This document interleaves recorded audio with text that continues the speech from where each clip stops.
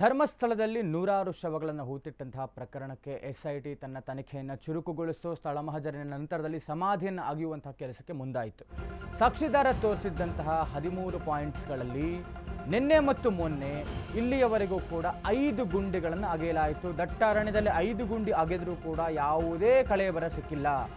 Point 1 to 5 ಏನಿಲ್ಲ, ಪತ್ತೆಯಾಗದಂತಹ ಅಸ್ಥಿಪಂಜರ. ಕಳೆದ 2 ದಿನಗಳಿಂದಲೂ ಕೂಡ ಹೂತಿಟ್ಟಂತಹ ಶವಗಳ ಪತ್ತೆ ಕಾರ್ಯ ನಡೀತಾ ಇದೆ.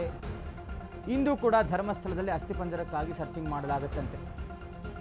ಧರ್ಮಸ್ಥಳದ ಪ್ರಕರಣಕ್ಕೆ ಸಂಬಂಧಪಟ್ಟಂತೆ ಸಾಕ್ಷಿದಾರ 13 ಪಾಯಿಂಟ್ಗಳನ್ನು ತೋರಿಸಿದ್ರು. ಅದರಲ್ಲಿ 5 ಪಾಯಿಂಟ್ಗಳನ್ನು ನಿನ್ನೆ ಮತ್ತು ಮೊನ್ನೆ ದಟ್ಟಾರಣ್ಯದಲ್ಲಿ ಆಗಿರುವಂಥ ಕೆಲಸ ಆಯಿತು. ಯಾವುದೇ ಕಳೆ ಬರ ಸಿಕ್ಕಿಲ್ಲ. Point 1 to 5 it is A failure. ಯಾವುದೇ ಥರದ ಅಸ್ಥಿಪಂಜರ ಪತ್ತೆಯಾಗಿಲ್ಲ. ಕಳೆದ 2 ದಿನಗಳಿಂದ ಕೂಡ ಶವಕ್ಕಾಗಿ ಪತ್ತೆ ನಡೆಸ್ತಾ ಇದ್ದಾರೆ. ಇವತ್ತು ಕೂಡ ಈ ಒಂದು ಅಸ್ಥಿಪಂಜರದ ಪತ್ತೆ ಕಾರ್ಯ ಮುಂದುವರಿತಾ ಇದೆ. ಶೋಧನೆ ಆತ ತೋರಿಸಿದ್ದಂಥದ್ದು ನೇತ್ರಾವತಿ ಸ್ನಾನಘಟ್ಟದ ಅರಣ್ಯ ಪ್ರದೇಶದಲ್ಲಿ ಒಟ್ಟಾರೆ 13 ಜಾಗಗಳು. ಮೊನ್ನೆ 1 ಪಾಯಿಂಟನ್ನು ಅಗೆಯಲಾಯಿತು. ನಿನ್ನೆ 4 ಪಾಯಿಂಟ್ಸ್ಗಳನ್ನು ಅಗೆಯಲಾಯಿತು. 1 to 5 ಅಂದರೆ ಉಳಿದಂತಿರೋದು ಈಗ ಒಟ್ಟಾರೆ 8 ಜಾಗಗಳಷ್ಟೇ ಇರಬಹುದು. ಒಟ್ಟಾರೆ 13 ಜಾಗಗಳಲ್ಲಿ 5 ಜಾಗಗಳನ್ನು ಅಗೆಯಲಾಯಿತು. 1 to 5 ಫೇಲ್ಯೂರ್. ಯಾವುದೇ ಥರದ ಸಾಕ್ಷಿ ಸಿಕ್ಕಿಲ್ಲ. ಕಳೇಬರ ಆಗಲಿ, ತಲೆಬುರುಡೆ ಆಗಲಿ, ಹೆಣ ಆಗಲಿ ಯಾವುದೂ ಕೂಡ ಇಲ್ಲಿಯ ತನಕದ ಶೋಧ ಕಾರ್ಯದಲ್ಲಿ ಸಿಕ್ಕಿಲ್ಲ. ಸೊ ಫೇಲ್ ಆಗಿದೆ 5 ಪಾಯಿಂಟ್ಗಳು. ಉಳಿದಂತಹ ಜಾಗಗಳನ್ನು ಅಗೆಯುವಂತಹ ಕೆಲಸಕ್ಕೆ ಇದೀಗ ಮುಂದಾಗ್ತಾ ಇದ್ದಾರೆ. ಎಸ್ಐಟಿ ಅಧಿಕಾರಿಗಳು ಸಕಲ ಸಿದ್ಧತೆ ಮಾಡಿಕೊಂಡಿದ್ದರು. ಕಾರ್ಮಿಕರನ್ನು ಕರೆಸಿಕೊಂಡ್ರು. 20 ಜನರನ್ನು ಹಾರೆ ಪಿಕಾಸಿ ಗುದ್ದಲಿಗಳನ್ನ ಹಿಡ್ಕೊಂಡು ಅವರು ಅಗೆಯುವಂತಹ ಕೆಲಸವನ್ನು ಮಾಡಿದ್ರು. ನಿನ್ನೆ 2ರಿಂದ 5ನೇ ಪಾಯಿಂಟ್ವರೆಗೂ 1ನೇ ಪಾಯಿಂಟ್ ಮೊನ್ನೆಯೇ ಅಗೆಯಲಾಗಿತ್ತು. ಅಲ್ಲಿ ಯಾವುದೂ ಕೂಡ ಸಾಕ್ಷಿಗಳು ಸಿಕ್ಕಿರಲಿಲ್ಲ. ನಿನ್ನೆ 2, 3, 4 ಮತ್ತು 5 ಪಾಯಿಂಟ್ಗಳನ್ನು ಅಗೆಯಲಾಯಿತು. ನಿನ್ನೆಯೂ ಕೂಡ ಯಾವುದೇ ಥರದ ಸಾಕ್ಷಿ ಸಿಕ್ಕಿಲ್ಲ. ಹತ್ರ 8 ಅಡಿ ಅಗೆದಿರುವಂಥದ್ದು. 1 to 5 ಟೋಟಲಿ ಫೇಲ್ಯೂರ್. ಯಾವುದೇ ಥರದ ಸಾಕ್ಷಿ ಸಿಕ್ಕಿಲ್ಲ. ಹೀಗಾಗಿ ಮುಂದುವರೆದಂತೆ ಉಳಿದಂಥ ಜಾಗಗಳನ್ನು ಅಗೆಯುವಂಥ ಕೆಲಸ ಶೋಧ ಕಾರ್ಯ ಇವತ್ತು ಕೂಡ ಮುಂದುವರಿತಾ ಇದೆ. ಸಾಕ್ಷಿದಾರನನ್ನು ಎದುರುಗಡೆ ನಿಲ್ಲಿಸಿಕೊಂಡೇ ಪಾರದರ್ಶಕತೆ ಕಾಪಾಡಿಕೊಳ್ಬೇಕು ತನಿಖೆಯಲ್ಲಿ ಅನ್ನುವಂಥ ಕಾರಣಕ್ಕೆ ಎಸ್ಐಟಿ ಅಧಿಕಾರಿಗಳು ಇಷ್ಟೆಲ್ಲ ಕೆಲಸವನ್ನು ಮಾಡ್ತಾ ಇದ್ದಾರೆ. JCBಯನ್ನು ನಿನ್ನೆ ಕೂಡ ಬಳಸಲಾಯಿತು. ಬಳಸಲ್ಲ ಅಂತ ಹೇಳ್ತಾ ಇದ್ರು. ಬಳಸಿಕೊಂಡು ಮತ್ತು ಕಾರ್ಮಿಕರನ್ನು ಬಳಸಿಕೊಂಡೇ ಸಮಾಧಿ ಆಗಿರುವಂಥ ಕೆಲಸ ಆಯಿತು. 5 ಸ್ಥಳ ಆಯಿತು. ಈಗ 8 ಪಾಯಿಂಟ್ಗಳಲ್ಲಿ ಶವಗಳ ಶೋಧ. ಒಟ್ಟಾರೆ 13 ಆದ್ದರಿಂದ ಇನ್ನು 8 ಪಾಯಿಂಟ್ಗಳು. ನೇತ್ರಾವತಿ ನದಿ ಅರಣ್ಯ ಪ್ರದೇಶದಲ್ಲಿ ಕಾರ್ಯಾಚರಣೆ ಮುಂದುವರಿಯುವಂಥದ್ದು. ನಿನ್ನೆ ಖುದ್ದು ಸ್ಥಳಕ್ಕೆ ಭೇಟಿ ನೀಡಿದ್ರು ಎಸ್ಐಟಿ ಮುಖ್ಯಸ್ಥ ಪ್ರಣಬ್ ಮೊಹಾಂತಿ. ಅಧಿಕಾರಿಗಳಿಗೆ ಪ್ರಣಬ್ ಮೊಹಾಂತಿಗೆ ತನಿಖೆಯ ಮಾಹಿತಿಯನ್ನು ನೀಡಲಾಗಿದೆ. ಇಲ್ಲಿಯ ತನಕವೂ ಏನಾಗಿದೆ ಅನ್ನುವಂಥದ್ದು. ಕಾರ್ಮಿಕರ ಜೊತೆ ಇಂದು ಕೂಡ ಮಣ್ಣು ಅಗೆಯುವಂತಹ ಕಾರ್ಯ ಮುಂದುವರಿತಾ ಇದೆ. ಅನಾಮಿಕನ ಎದುರಿನಲ್ಲೇ ನಡೀತಾ ಇದೆ ಕಾರ್ಯಾಚರಣೆ. 6ನೇ ಪಾಯಿಂಟ್ನಿಂದ ಉತ್ಖನನ ಕಾರ್ಯ ಆರಂಭಿಸುವಂತಹ ಎಸ್ಐಟಿ ಇವತ್ತು ಉತ್ಖನನ ಕಾರ್ಯ ಮುಂದುವರಿತಾ ಇದೆ. 5 ಸ್ಥಳ ಆಯಿತು. ಈಗ ಉಳಿದಂತಹ 8 ಪಾಯಿಂಟ್ಗಳು. ಒಟ್ಟಾರೆ 13 ನೇತ್ರಾವತಿ ಅರಣ್ಯ ಪ್ರದೇಶದಲ್ಲಿ ಕಾರ್ಯಾಚರಣೆ ಮುಂದುವರಿತಾ ಇದೆ.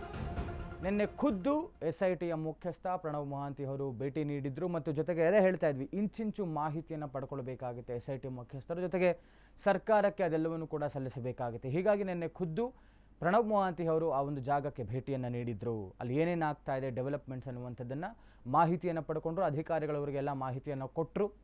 ಜೊತೆಗೆ ಸಾಕ್ಷಿದಾರನನ್ನು ಮುಂದೆ ಇಟ್ಟುಕೊಂಡೇ ಎಲ್ಲ ಕಾರ್ಯಾಚರಣೆಯನ್ನು ಮಾಡ್ತಾ ಇದ್ದಾರೆ ಎಸ್ಐಟಿ ಮುಖ್ಯಸ್ಥರು. ನಿರಂತರವಾಗಿ ಮಳೆ ಬರ್ತಾ ಇದೆ. ಕಾರ್ಮಿಕರನ್ನು ಬಳಸಿಕೊಂಡು ಸಮಾಧಿಯನ್ನು ಅಗೆಯುವಂತಹ ಕಾರ್ಯ, ಶವವನ್ನು ಶೋಧಿಸುವಂತಹ ಕಾರ್ಯ ಮುಂದುವರಿತಾ ಇದೆ ಎಸ್ಐಟಿ ಅಧಿಕಾರಿಗಳಿಂದ. ಇವತ್ತು ಕೂಡ 5 ಪಾಯಿಂಟ್ ಆಯಿತು. ಉಳಿದಂತಹ 8 ಪಾಯಿಂಟ್ಗಳು. 13ರಲ್ಲಿ 5 ಆಗಿದೆ. ಉಳಿದಂತಿರುವುದು 8 ಪಾಯಿಂಟ್ಸ್ಗಳು.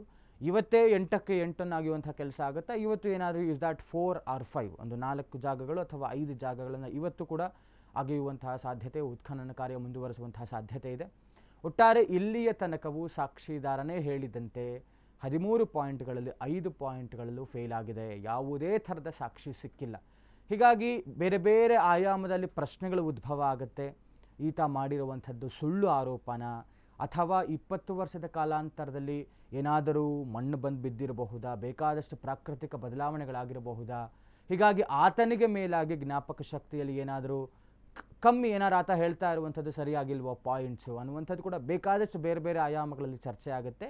ಮತ್ತು ಕಾನೂನಾತ್ಮಕವಾದಂಥ ಒಂದು ದೃಷ್ಟಿಯಿಂದ ನೋಡೋದು ಅಂತಾದರೂ ಕೂಡ ಬೇಕಾದಷ್ಟು ಪ್ರಶ್ನೆಗಳು ಉದ್ಭವಿಸುತ್ತೆ ಮತ್ತು ಆತನನ್ನು ಅಷ್ಟೇ ಪ್ರಶ್ನೆಗಳು ಅವರು ಕೂಡ ಕೇಳುವಂಥ ಎಲ್ಲ ಸಾಧ್ಯತೆಗಳಿದೆ. ಮತ್ತು he's on a risk point ನನ್ನ ಪ್ರಕಾರ. ಯಾಕೆಂತ ಹೇಳಿದ್ರೆ ಇಷ್ಟು ದೊಡ್ಡ ಶ್ರದ್ಧಾ ಕೇಂದ್ರದ ಮೇಲೆ ಮಾಡ್ತಾ ಇರುವಂಥದ್ದು ಆರೋಪ. ಹೀಗಾಗಿ ಆತ ಪ್ರೂವ್ ಮಾಡಲೇಬೇಕಾಗುತ್ತೆ. ಇದೇ ಪ್ರಕರಣಕ್ಕೆ ಸಂಬಂಧಪಟ್ಟಂತೆ ಇದೀಗ ವಿಶೇಷ ತನಿಖಾ ತಂಡ ಒಂದು ಸಹಾಯವಾಣಿಯನ್ನು ಆರಂಭಿಸಿದೆ. ಸ್ಕ್ರೀನ್ ಮೇಲೆ ನೋಡ್ತಾ ಇರುವಂಥದ್ದು ಸಹಾಯವಾಣಿಯ ಸಂಖ್ಯೆ. ವಾಟ್ಸ್ಆ್ಯಪ್ ಸಂಖ್ಯೆಯನ್ನು ಕೂಡ ಆರಂಭ ಮಾಡಿದ್ದಾರೆ ವಿಶೇಷ ತನಿಖಾ ತಂಡದವರು. ಜೊತೆಗೆ ಇಮೇಲ್ ID.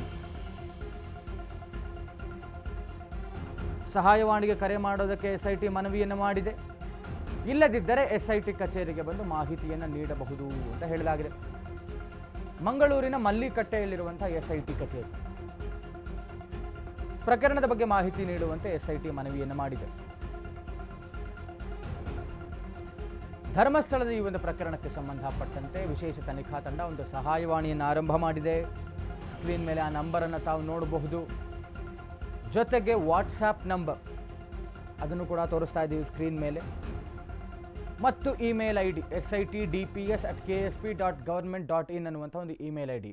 ಇಲ್ಲಿ ಸಾಕ್ಷಿದಾರ ಇಷ್ಟು ಮುಂದೆ ಬಂದು ಧೈರ್ಯವಾಗಿ ಸಾಕ್ಷಿಯನ್ನು ಹೇಳ್ತಾ ಇದ್ದಾನೆ. ಆದರೆ ಸ್ಥಳೀಯ ಮಟ್ಟದಲ್ಲಿ ಸ್ಥಳೀಯರೇನಿದ್ದಾರಲ್ಲ ಅವರಿಗೂ ಕೂಡ ಬಹುಶಃ ಒಂದಷ್ಟು ವಿಚಾರಗಳು ಗೊತ್ತಿರುತ್ತೆ. ಯಾಕೆಂತ ಹೇಳಿದ್ರೆ ಧರ್ಮಸ್ಥಳ ಬೆಳ್ತಂಗಡಿ ಭಾಗದಲ್ಲಿ ಬೇಕಾದಷ್ಟು ಮಿಸ್ಸಿಂಗ್ ಕೇಸಸ್ ಆಗಿರುವಂಥದ್ದು ಅಲ್ಲಿರುವಂಥ ಸ್ಥಳೀಯರಿಗೆ ಮಾಹಿತಿ ಇದ್ದೇ ಇರುತ್ತೆ. ಆದರೆ ಎಲ್ಲೋ ಒಂದು ಕಡೆ ಯಾರ್ದೋ ಪ್ರಭಾವಕ್ಕೆ ಒಳಗಾಗಿಯೋ ಹೆದರಿಕೊಂಡೋ ಯಾರೂ ಕೂಡ ಮುಂದೆ ಬಂದು ಮಾಹಿತಿಯನ್ನು ಕೊಡುವುದಿಲ್ಲ. ಇಲ್ಲಿ ಸಾಕ್ಷಿದಾರನ ಒಂದು ಮಾಹಿತಿ ಒಂದು ಕಡೆ ಆದರೆ ಸ್ಥಳೀಯರಿಂದಲೂ ಮತ್ತು ವಿಷಯ ಗೊತ್ತಿರೋರಿಂದಲೂ ಕೂಡ ಈ ಥರದ ಒಂದು ವಿಚಾರವನ್ನು ಮಾಹಿತಿಯನ್ನು ಕಲೆ ಹಾಕಬೇಕು ಅನ್ನುವಂಥ ಕಾರಣಕ್ಕೆ ಇದೀಗ ವಿಶೇಷ ತನಿಖಾ ತಂಡ ಒಂದು ಸಹಾಯವಾಣಿಯನ್ನು ಆರಂಭ ಮಾಡಿದೆ. ವಾಟ್ಸಪ್ ನಂಬರ್ ಕೊಟ್ಟಿದೆ, ಇಮೇಲ್ IDಯನ್ನು ಕೊಟ್ಟಿದೆ. ಇದರ ಮುಖೇನ ತಾವು ಮಾಹಿತಿಯನ್ನು ಕೊಡಬಹುದು. ಇಲ್ಲದಿದ್ದರೆ ನೇರವಾಗಿ ಬಂದು ಮಾಹಿತಿಯನ್ನು ನಮ್ಮ SIT ಕಚೇರಿಗೆ ಕೊಡಬಹುದು ಅನ್ನುವಂಥ ರೀತಿಯಲ್ಲಿ ಹೇಳಲಾಗಿದೆ.